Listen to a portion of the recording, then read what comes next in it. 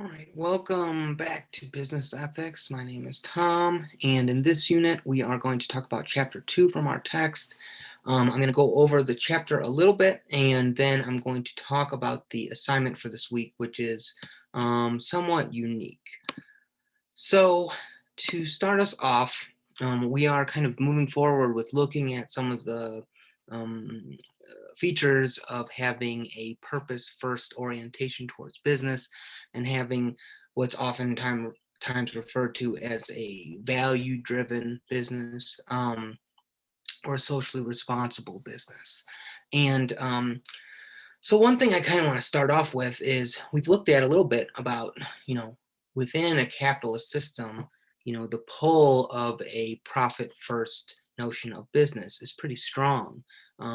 When you are in a capitalist system, there is an essential drive to turn a profit, right? And to put that before other things, mostly because your business won't stay afloat if you don't turn a profit, right? And and it seems like in a capitalist system, essentially what you do is maximize profits, right, and corner as much of the market as possible. Um, Now, if that's true, then there's a question about why would someone take something like a purpose first view of their own business, right? Not in a theoretical sense, but how they're going to run their business. And um there is of course the feature that people do it out of their goodness of their own heart, but also there are some very practical constraints on a business for why they might do that. And there are consequences. We've seen businesses do bad things, and and in light of those things, people boycott or people buy from a different company, or they lose employees or they lose investors. And all of these entities and people are called stakeholders. Okay, this is an important concept here. Stakeholders is a very general concept, a very general category, right? It sounds a lot like shareholders, right? Stakeholders and shareholders. A shareholder is an investor, and a shareholder is one kind of stakeholder. A stakeholder is just anybody who has an interest in the success of the company in question, right? So that can be the community, that can be employees, that can be consumers, that can be other companies, that can be all the government. Sometimes it can be all kinds of different special interest groups, all kinds of things, right? So it's very, very broad um, term, and it's also a really, you know, well used term in a lot of agencies, nonprofits, governmental agencies, businesses, all kinds of things. People really use this language of stakeholders, so it's an important one to it's an important buzzword to be aware of. But stakeholders provide that constraint on a business being ethical, at least in part, or a big part of that constraint, because if you're doing something that's making the community in which your business is running everyone mad, then that's really gonna put some pressure on your business to change what you're doing, or to, I don't know, move or something like this. If your customers are not happy about the decisions you're making based on ethical grievances, then that's going to put constraint on your profits and constraint on your business, right? You can also have just other kind of constraints like morale and all kinds of things like this. So in the book, they divide stakeholders into primary and secondary stakeholders. And the way I make this distinction is to say that primary stakeholders are the ones that are necessary or essential to a firm's survival on a daily basis, right? So customers, investors, employees, so on and so forth. Secondary stakeholders are those that are not essential to the firm's survival on a day-to-day basis, right? So the media, trade associations, unions, I put special interest groups, these kinds of things. Now, that's not to say that secondary stakeholders cannot kind of topple a business, right? A special interest group can really take a pointed effort to topple a business and can do so, right? The media can blow up a story that will just ruin a business, right? But on a day-to-day kind of operations basis, they're not what would be called a primary stakeholder, right? And so in this chapter, the important thing, or one of the important things that we really want to focus on here, is what's called stakeholder orientation, right? So if you are going to be a socially responsible business, and that means that you're going to be responsible to all kinds of different social entities, all kinds of different stakeholders. Um, that means that you're going to really consider the interests of various stakeholders when making decisions for your business, right? You're not going to make unilateral decisions all the time without considering how it's going to affect your employees or your customers or the community or the environment, so on and so forth. So a stakeholder orientation is using those stakeholder interests in making your decisions, and then there has to be a process by which you are able to internalize those stakeholder interests in making decisions, right? So we list three kinds of activities on page 32. One is the collection and organization of data about stakeholders, right? You need to go out there and figure out what people are interested in, what people want to see, what people's interests are, all these kinds of things, what the needs are for consumers or employees or what have you. And then once you have that data, you need to distribute it, right?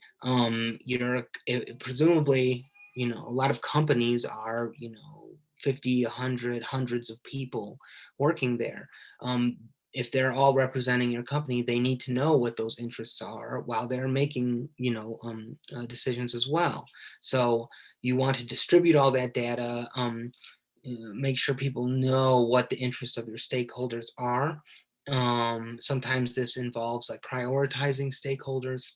And then after that, the responsiveness to these concerns, right? Now you've got to start making decisions based on this data. Everyone knows what these stakeholder interests are, and you need to start implementing that research into your decisions, right?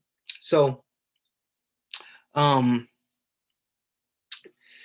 that's what I want to cover as far as a stakeholder orientation. There's a couple other things on the notes that you can kind of look at that are helpful for getting a big picture idea of what's going on here. But let me switch to the ARA for this week, which actually has sorry about that, has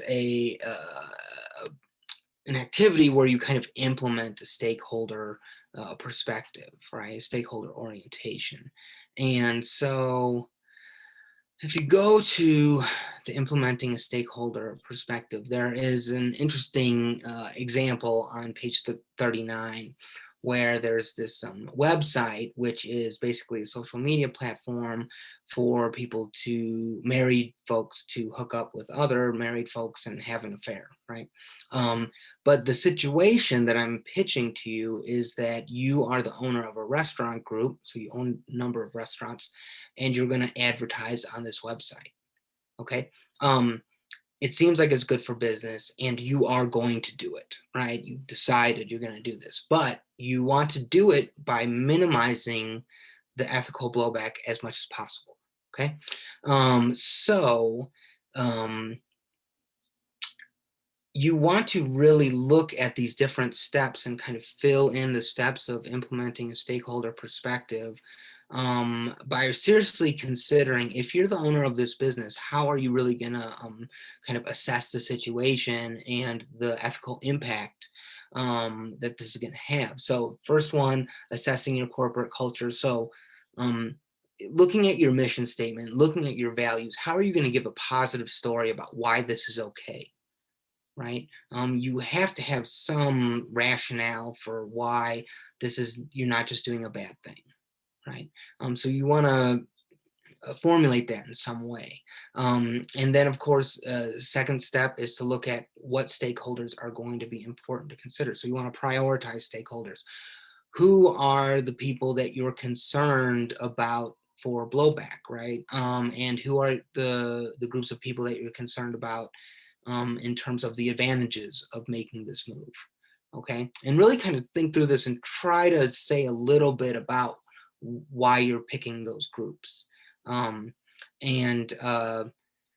Then step three is identify the interests that these groups have, right? So, what are their concerns, right? Maybe your employees you put as a important group because they're concerned you have a huge wait staff and they're going to make more tips, and that's really their main concern, right? Maybe you live in a town or your restaurants are in a town that has a strong religious affiliation, and they might really, really not like what you're doing. Those are the kinds of things that you want to try to tease out. Um, and then step four, you know, how do you think your decision either can help your stakeholders, right? Which way is your decision really going to be beneficial to the community? And then you want to give some concrete information about what you're going to do to kind of like um, use your time and your money to really make this work, right? Are you going to invest in some kind of PR campaign? Are you going to be using social media? Are you going to be, talking to customers about this stuff? Or, what is your kind of game plan here? And then the last step is to, how you can get feedback, how are you going to see where you're at, because, you're going to have a business for hopefully a long time, right? So what are you going to do to follow up with this? Are you going to be talking to customers on a one-on-one basis? Are you going to be reaching out to the community through social media or through questionnaires? Are you going to be giving surveys? What is your plan there, right? And so I just encourage you to really think about this from a very realistic perspective, right? Even kind of situate yourself in your neighborhood or something like this, right? Imagine you're living in like Inglewood or Littleton or something like this, and what would it be like if you had a restaurant in that community and you did this? Um, uh, what would you see as the real situation and the real stakeholders that would be concerned, and what would their concerns be, and all that, right? So that's what we're kind of trying to get some working knowledge around. So that's it for this unit. I look forward to seeing you all again. All right.